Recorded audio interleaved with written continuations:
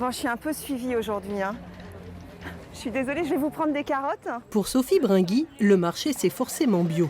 Et elle aime particulièrement celui du Mans, la ville où elle habite depuis 2005. L'écologie pour elle, c'est d'abord manger sain, être végétarien. Ma grand-mère, par exemple, ça la traumatise que je sois végétarienne. Elle est bavaroise, donc elle aime bien la bonne viande. Donc quand je vais chez elle, je mange ce qu'elle me fait. Enfin voilà, je suis une flexi-végé.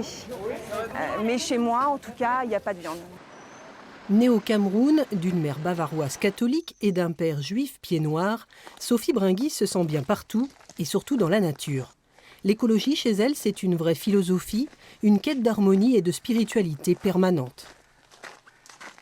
Ces moments dans la nature, c'est aussi des moments de calme, c'est des moments où on déconnecte.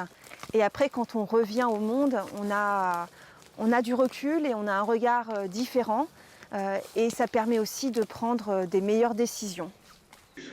Les dossiers, elle a l'habitude d'en traiter au Conseil régional. Elle en est la vice-présidente depuis 2010. Juriste, spécialiste du droit à l'environnement, Sophie Bringui a travaillé pour les associations dont France Nature Environnement avant de se frotter à la politique.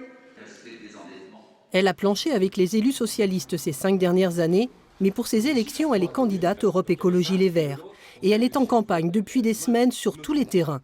Ce jour-là, elle s'intéresse aux habitats réversibles, des constructions modulaires fixées sur pieux et déplaçables, façon de conjuguer emploi et écologie et de se distinguer.